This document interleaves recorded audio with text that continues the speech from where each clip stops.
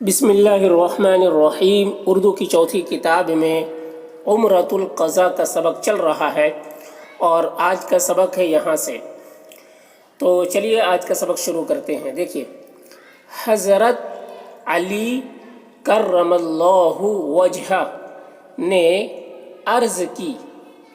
حضرت علی کرم اللہ وجہہ نے عرض کی، عمارہ رضی اللہ عنہا میری چچیری بہن ہے۔ عمارہ رضی اللہ عنہا میری چچیری بہن ہے، میں اسے اپنے ساتھ لایا ہوں، اور آپ صلی اللہ علیہ وسلم کی بیٹی فاطمہ رضی اللہ عنہا جو اس کی چچیری بہن ہیں، اور آپ صلی اللہ علیہ وسلم کی بیٹی فاطمہ رضی اللہ عنہا جو اس کی چچیری بہن ہے، اس کی تربیت کریں گی۔ دیکھیے، یہ حضرت عمارہ رضی اللہ عنہا جو مکہ سے لے کر آپ صلی اللہ علیہ وسلم جو لے کر آئے تھے، تو ہر کوئی چاہتا تھا مدینے میں کہ اس کی تربیت ہم کریں، اور ہر کوئی اپنی رشتہ داری، اپنی قرابت کو کا واسطہ دے رہا تھا آپ صلی اللہ علیہ وسلم سے کہ یہ جو ہے میرے پاس ان کو رکھا جائے، ہم اس کی تربیت کریں گے۔ تو وہی واقعہ چل رہا ہے کہ لوگ کس طریقے سے صحابہ کرام کس طرح کی رشتہ داری بتلا رہے تھے۔ تو دیکھیے، اس کی تربیت کریں گی، پس اسے میرے گھر میں پرورش کرنے کے لیے دیا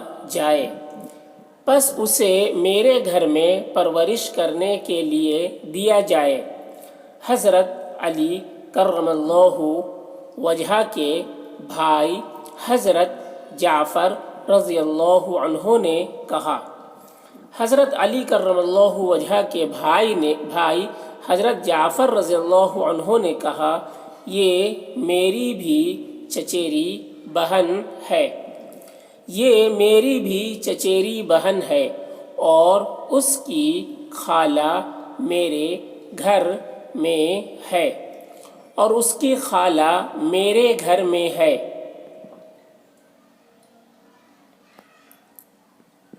جو اس کی پرورش کرنے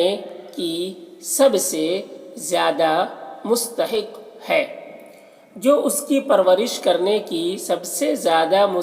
ہے،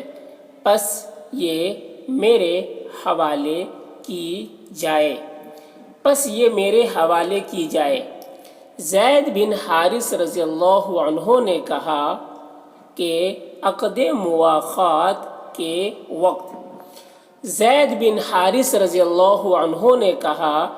عقد مواخات، جب آپ صلی اللہ علیہ وسلم صحابہ کرام کے درمیان مواخات کا عقد کروا رہے تھے، بھائی لوگوں کو بنا رہے تھے ایک دوسرے کی، عقد مواخات کے وقت حمزہ رضی اللہ عنہ میرے بھائی بنے تھے۔ ایک روایت میں یہ بھی آیا ہے کہ وہ میرے رضاعی بھائی تھے۔ رضاعی کہتے ہیں یعنی پہلے دایا جو ہے دودھ پلانے والی بچوں کو دودھ پلایا کرتی تھی، ٹھیک ہے، تو ان دونوں نے ایک دایا کی دودھ پی تھی۔ تو جو لوگ ایک عورت کی دودھ پیے ہوتے ہیں بچپن میں، اسے رضاعی بھائی کہتے ہیں، ٹھیک ہے، وہ میرے رضاعی بھائی تھے، پس یہ میری بھتیجی ہے،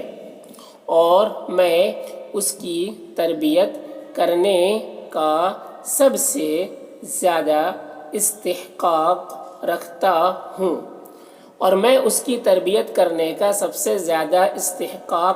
ہوں، استحقاق مطلب حق رکھتا ہوں، آپ صلی اللہ علیہ وسلم نے سب کے دعویٰ سن کر یہ کہا۔ آپ صلی اللہ علیہ وسلم نے سب کے دعویٰ سن کر یہ کہا، دعویٰ مطلب سب کی دلیلیں، سب کے دعویٰ سن کر یہ کہا کہ خالہ ماں کی بجائے ہے، خالہ ماں کی بجائے ہے۔ پس عمارہ رضی اللہ عنہا جعفر رضی اللہ عنہ کے گھر اپنی خالہ کے پاس رہیں۔ پس عمارہ رضی اللہ عنہا جعفر رضی اللہ عنہ کے گھر اپنی خالہ کے پاس رہیں اور وہیں پرورش پائیں۔ اس کے بعد پہلے تو حضرت علی کرم اللہ وجہہ کو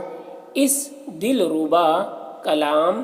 اور معزز خطاب سے خوش کیا۔ اس کے بعد پہلے تو حضرت علی کرم اللہ وجہہ کو اس دلربا کلام، دلربا مطلب دل کو بہانے والا کلام، اور معزز خطاب مطلب اعزازانہ ٹائٹل خطاب جو انہیں دی، خطاب سے خوش کیا۔ وہ کیا تھا کہ اے علی تو مجھ سے اور میں تجھ سے، یہ خطاب تھا، تو مجھ سے، اے علی تو مجھ سے اور میں تجھ سے۔ پھر زید رضی اللہ عنہ سے یہ دل لبھانے والا ارشاد فرمایا،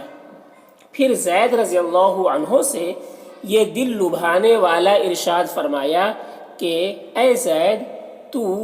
دین میں ہمارا بھائی اور محب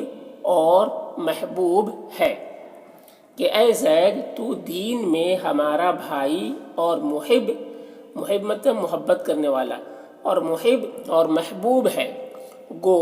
آپ صلی اللہ علیہ وسلم کے صحابہ رضی اللہ عنہم آپ صلی اللہ علیہ وسلم کے ایسے سچے مخلص اور تابع فرمان تھے۔ گو آپ صلی اللہ علیہ وسلم کے صحابہ رضی اللہ عنہم آپ صلی اللہ علیہ وسلم کے ایسے سچے مخلص اور تابع فرمان تھے۔ سچے مخلص اخلاص کے ساتھ پیش آنے والے، اور تابع فرمان تھے، فرمان کے تابع تھے، فرمان کو ماننے والے تھے، کہ آپ صلی اللہ علیہ وسلم کے کسی فیصلے یا حکم سے ان کو ذرا بھی اختلاف نہیں ہوتا تھا، کہ آپ صلی اللہ علیہ وسلم کے کسی فیصلے یا حکم سے ان کو ذرا بھی اختلاف نہیں ہوتا تھا، کوئی وہ اختلاف نہیں کرتے تھے، ان کو فوراً مان لیتے تھے۔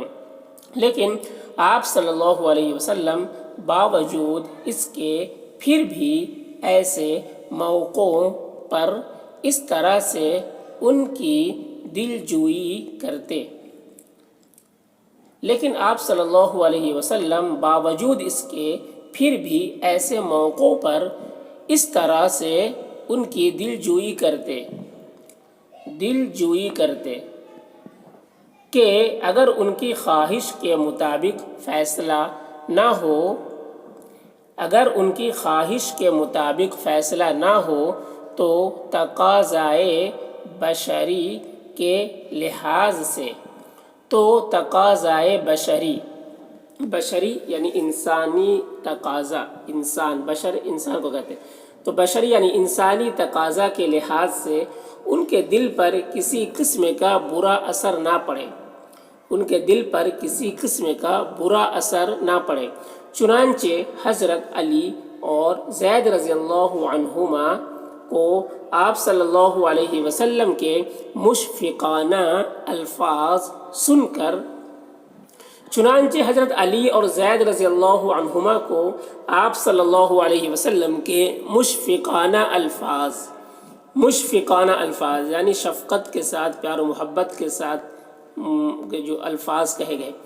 سن کر اس فیصلے کا ذرا ملال نہیں ہوا، ملال مطلب رنج غم نہیں ہوا، بلکہ خوشی خوشی اسے مان لیا، بلکہ خوشی خوشی اسے مان لیا۔